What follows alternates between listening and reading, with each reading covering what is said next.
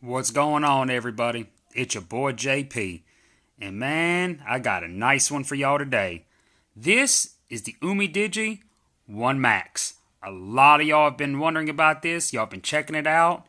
Y'all have been y'all have just been asking other reviewers that do budget phones if they're gonna do this phone. I was even asked about it privately a couple of times, and a lot of the videos I've seen so far on YouTube about this phone aren't actual unboxings or quick overviews as I do anyway. Because as you can see, I already got it unboxed. But I did just get it, so I mean, it's right after the unbox. I do that so I can set it up and show you, a few things. You know how I do. I've discussed this before. My videos are short, 10, 15, sometimes 20 minutes, if even 10 minutes. But this is my overview of the UmiDigi One Max. I have another video coming too for the Honor 8X, which I'm actually using to record this. A lot of people have been looking for a version of the Honor 8X that works in the U.S. with most of the LTE bands, for at least for AT&T anyway. I did find one. It does have a couple for T-Mobile, which I'll go over in the video. I know Jay Will did a video on a red Honor 8X that he did not recommend for US usage as much as he liked the phone. But I have one that is a lot more useful in the US. I found it shortly after he did his videos on the Honor 8X. I had been waiting for it myself. I got that coming up as well. It's going to be posted either right before or right after this video right here for the UmiDigi One Max. Very excited for this phone right here. Y'all check it out. Gorgeous. Gorgeous. It has the water drop notch, full screen. It does have gestures. I just have the old school navigation buttons going on right now. I haven't tried the gestures, but I did see the settings for it. This is the Twilight one. I really wanted the carbon fiber one, but I was able to get the Twilight one in ASAP. I actually ordered it on Amazon, but then found one on eBay that I was going to get a lot faster for $10 less. So I went with that and canceled the one on Amazon.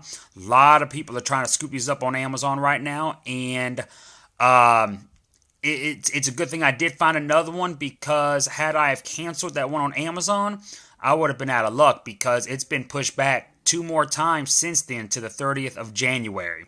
It was already pushed back till like January 20-something. And then it was pushed back further to the 30th. And this was all after I had canceled mine, because mine was going to ship in 3 to 4 days, and then I was going to get it, a couple of days after that.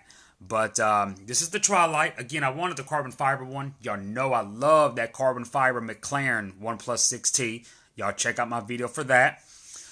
This looks a lot like that, especially from the front here. Beautiful phone. Beautiful phone. HD Plus. And you can't tell. I mean, it looks as gorgeous as any full HD Plus out there.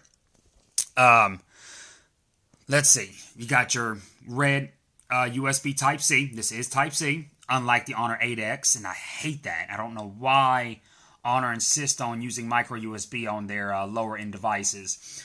UmiDigi still uses micro USB on their on that A series. The A3 and the A3 Pro that a lot of people have been raving about, but you're talking about phones that don't cost any more than $100. But even this phone right here, it costs $180 on Amazon, and I got it for $170. As I said, off of eBay. And I mean, the specs, this phone is worth double that. I mean, it's worth double that. There's a seller on Amazon that's selling these for $400 that has them now. Although I wouldn't recommend $400. This phone can easily be fooled as a $400 device, but I mean $300, yes. I mean, UmiDigi has the F1 fixing to come out, which is a lot like this, but even more powerful, and even that's not going to be $300, and that phone could pass for $400. UmiDigi is doing it big right now. This is really the first one I've been thoroughly impressed with, though. I had several of their other phones. I was originally supposed to get the One Pro, but was sent the regular one by mistake, the one without NFC. Before that, I had the non-Pro Z2, which just had a lot of glitches. The fingerprint sensor didn't work very well on it. But the One Max, everything has been ironed out. I mean, the fingerprint sensor, which is on the side like Motorola does, and I love that. I love that. If it's not in the screen, I love it on the side like that. I'll show you that there. Works a lot better than the other UmiDigi phones that had it on the side, like the One. The regular One and the One Max had it on the side, not the Z2. But on the One, it didn't work very well, and I don't know if it was any better on the One Pro, the one that had NFC. Speaking of NFC, this has NFC and wireless charging. You can't beat that. You can't beat that. Here's some of the little pamphlets there. Your SIM ejector tool, One Max, part of the box, the rest of the box. There's your charging brick. I didn't go over that when I was showing the USB Type-C. Again, this is Type-C. I didn't mean to confuse anybody when I got to talking about micro USB on the Honor 8X. It does have your 3.5 millimeter headphone jack. Beautiful build too. I mean, this aluminum or metal, steel, whatever it is. This phone has some weight to it. It really does. This thing is solid like a brick, and I mean that in a good way. It just feels amazing in the hand. It does come with the TPU case. It did come with a screen protector pre-applied, but it wasn't a tempered glass one. It was just one of those little films, and I can't stand those, so I took it off. There's a little thanks card from UmiDigi. The rest of the box right there, that's like a little sleeve. That's what I meant to say earlier there. Their boxes all look the same. They all look like that. This is the fourth UmiDigi device I've had, but this is by far my favorite. They've come a long way. This device is beautiful. I really like this. It does run Android 8.1. I'm letting it install some of my apps in the background right now, but I have already enjoyed this device here.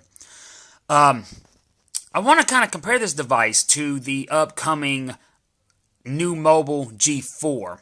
A lot of people are raving about the new mobile G4 right now. I was a big fan of the G3. As many of you know, I was also a big fan of the blue Vivo 11 Plus. And that kind of brings me to my disappointment in the new mobile G4. The new mobile G4, it definitely exceeds the blue Vivo 11 Plus. And it exceeds this, as if we're talking about the processor. This has the Helio P23, which, you know, despite just being 8 Cortex A53 cores, nothing too powerful. It would be great if it was the Helio P60, which the F1 will have. It does have the same graphics chip as the Helio P60. It is the Mali G72, and that's also the same GPU that is found in the Kirin 970, which was in Huawei and Honor's flagships last year. And they're actually, in fact, still releasing devices with that chipset, with the Huawei Nova 4, one of the phones that has the punch hole screen. And that GPU definitely punches well above its weight. So when it comes to games, this will be no slouch. The CPU is one thing, but the GPU is I mean, it's pretty good, honestly, considering the price point. I mean, it's really right up there. I mean, Huawei has used it in their flagships. So don't let the Helio P23 fool you.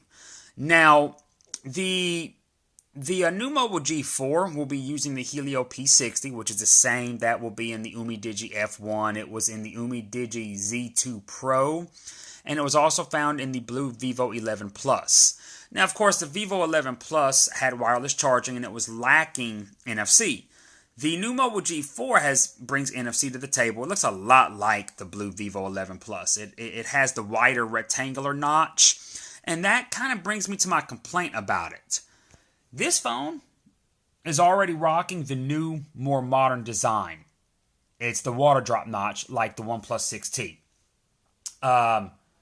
You know, the OnePlus 6T is you know, already moved away from the rectangular or the square notch that the regular OnePlus 6 actually had. And, you know, it's exciting because it gives you more screen when you have that water drop. Now, the Vivo 11 Plus, like the Pogo phone, actually put the wider notch to use, like the iPhone 10 and above as they have actual 3D facial recognition, not software facial recognition. This phone has facial recognition, and like the fingerprint sensor, it works great. But it's not true 3D facial recognition. It's the software base that you've seen on the OnePlus devices. It's they can't really fit the depth sensors in the water drop notch. I mean, I'm sure at some point somebody will. I'm sure it's possible with time and technology. But I really wish that the new mobile G4, which is coming out in March, would it by the time it comes out, its specs are going to be outdated. Because I mean the blue Vivo 11 Plus came out with that same combination. 6 gigs of RAM. Helio P60. I mean, it had that back in August. Come March, April, it's going to have an outdated chipset. Granted, now it's going to cost $250, so I mean, that price really can't be beat, and I'll probably change my mind. I mean, I am probably going to get it, give it a workout and go from there. The Helio P60 is a monster. I won't even lie. I have really gotten to really like MediaTek's chipsets. They work really well, believe it or not. Very underrated. Again, as I said in some of my other videos, when you're talking about MediaTek, you got to talk about the Helios. The no-names are no good, but the Helios are boss, especially for the price point. But they have a lot of AI features, which is something that Huawei is big on. And Huawei's been very successful with it. But the G4, I'm afraid, will, it's also going to have an outdated design by the time it comes out. I would have loved to have seen that price and those specs with the water drop notch. Unless it has actual facial recognition 3D depth sensing like the Vivo 11 Plus had back in August. That is an excuse to keep the wider rectangular notch, as I've said in some of my other videos talking about other phones with the notch, like the Pogo phone. It put the notch to use. My Project 13 was actually very into a lot of those details that I was going over. And I appreciate him. He's one of the reasons why I do this here. And I love that my small videos that pale in comparison to the quality of someone like his or Donovan Hornbeck's even, who's also been impressed with a lot of the knowledge that I've shared. Shout out to both of them. Awesome reviewers, awesome YouTubers. They're amazing, and I'm glad I'm excited that they like some of the information that I give out. But I love that this has NFC. It has wireless charging. It has a beautiful metal build construction. It has the side fingerprint sensor. It has great facial recognition. It's not as great as the OnePlus, but there's a huge price difference. I love the twilight of it. Again, I like that carbon fiber one too. It's very reminiscent of the OnePlus 6T McLaren at a much cheaper price without the orange highlights, of course. I don't have that handy right now to compare, but gotta those fingerprints though. Man, woo, fingerprint magnet. But again, you do get the TPU. But that water drop notch, man, I love it. I mean, that is such a great design for a phone at this price point. I mean, it's unheard of. And don't let that screen fool you. I'm pretty sure it's only 720. I don't have the specs handy. Usually I have that memorized. I'm pretty sure it's only 720, but I'm telling you, you can't even tell it's not 1080. I mean, it's gorgeous. It really is. The Honor 8X is full HD, but I'm going to tell you, that screen is just as nice. It really is. But really glad I was able to share this with y'all. Sorry for rambling on here.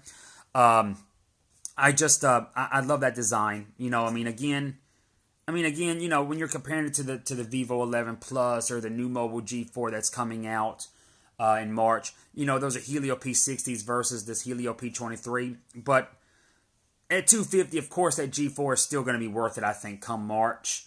But, the blue will probably be around that price point as well because they'll probably have something else out by then, too. That and the Pogo phone did put the wider notch to use with the true 3D facial recognition. Something that I hope the G4 does. then I can't say it doesn't have a modern design, because it needs that design for the true facial recognition, like like what Blue's phone had last year, and Xiaomi did with the Pogo phone again. This phone, of course, the price point, you don't expect 3D facial recognition, and the facial recognition it does have, again, works amazingly well.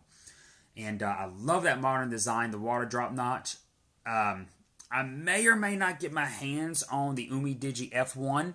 Not entirely sure. I'm quite happy with this phone right here. They look very similar, look very alike.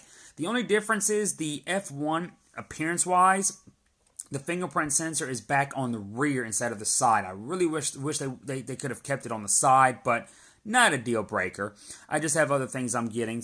That's kind of why I'm unsure if I'll get that or not. But UmiDigi did it big with this phone right here. This is the UmiDigi One Max, and it is great. It does have 4 gigs of RAM. I didn't go over that. It also has 128 gigs internal, which is that's great.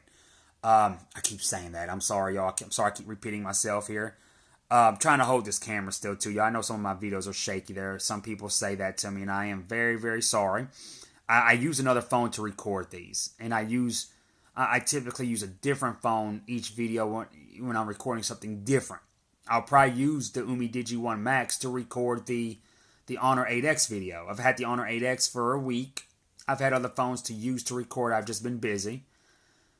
But I really wanted to share this with y'all.